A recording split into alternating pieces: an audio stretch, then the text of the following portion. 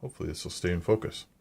Alright guys, welcome back. Don't have my big tripod, I just have my little tripod. And I might try and add some extra light here because I'm not sure how much light I've got over in my corner. So let's just do this.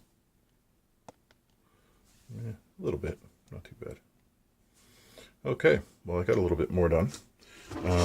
For those of you that are having trouble seeing how it's going to be, I've got the aluminum L channel just loosely fit, but of course the rails on the sides stop them from coming out. They could still just a little bit of wiggle room. They're cut pretty close. The bottom one has got about a 0.5 millimeter of play. They're pretty much being pressed in there and held in with friction right now. However, there is a hole. I'm just going to get very close, see if we can see this. There is a hole right there on the top and bottom where a screw can pass through. A 1 centimeter, a 10 millimeter M3 will go through with a flat spot for a nut to clamp down and capture these L channel really good. They're quite stiff. I mean, with the force of my hand, I can bend them towards each other a little bit. And I mean, that was to be expected, but I don't expect the actual X carriage to be putting any excess force on that. I'm just gonna have to rub them down to get the little bit of aluminum oxide off. I've got the bed down here converted to the M3 screws they're gonna have for clamping and through the board. This side was lined up, and the front had the holes drilled. Those ones had slightly wider holes at the back, in the back one. And then I made that perpendicular to where this side was going to be, keeping everything at 90 degrees. Then I drilled this one with some wide holes and still wider holes at the back, and put this bar in, and then slowly moved this back and forth until there was zero bind. In fact, the only drag there is just a little bit of drag because there's new bushings on this side. I redid the bushings here, and that'll go away. I mean, the amount of force taking to move this is negligible. I filed the weirdness from the print up here. I filed the outer edges where it looked like it had melted in or curved in, and the moment I did that, it started working perfectly on this bar. Of course, now it's kind of held in place. I don't have much more than about a 1/16 of an inch or so of movement when these are on, because now it's tied to this side.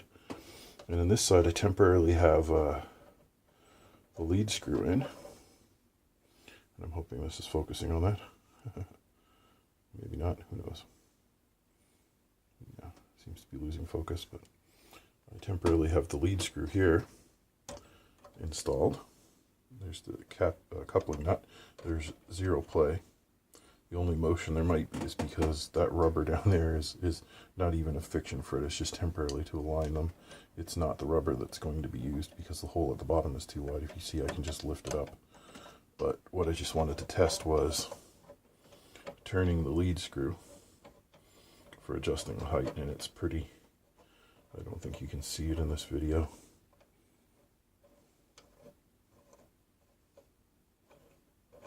Maybe. It's moves it pretty good. Nice and smooth. Again, it's zinc plated rod. And so far it hasn't needed any lubrication. I just got to make sure I keep the dust out of it while I'm working on it. And of course there'll be a matching one to that. I have the stepper down here temporarily now to just the 2 bolts at the front. Ooh, squeaky. I'm standing on the vent. So it's squeaking through on us. Sorry about that, guys.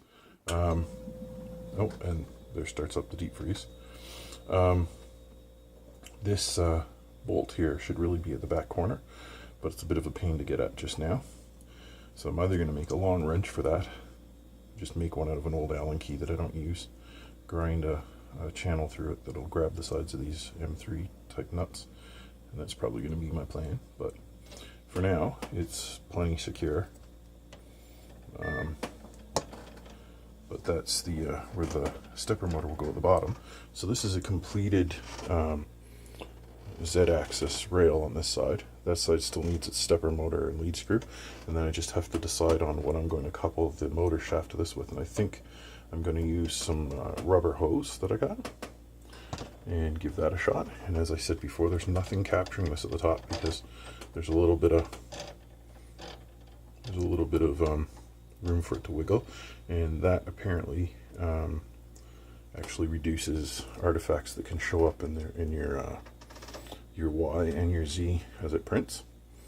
And of course the X carriage will be running on this, and now that I got this built I can work on that. And then the Y motor mount, I've still not come up with something I like for the front yet, or the back, but I did put a screw down through here. I don't know if we'll be able to see that. There you go. It's like an M5, although I think that's a standard screw. I'll have to look at the size later. But that's what's going to grab the part on the belt that holds the belt together and tensions it. And on the back, it's just going to be an idler pulley. The tensioning will be done by the coupling, which will have a hole through it, which will take the middle of that to move this will move the print bed where it's easiest. And then once I get that sorted out, what I'll probably do is right around here, I'll drill a hole, about a 3-inch hole or so. So all I have to do is tip the machine backwards, and I can attach and detach that. Getting the bed off right now, it's actually easier just to loosen the rods and take the rods right out with the bed out than it is to deal with undoing anything else. But other than that, I'm just going to get off the creaky floor thing. That's an overview of where it's at so far.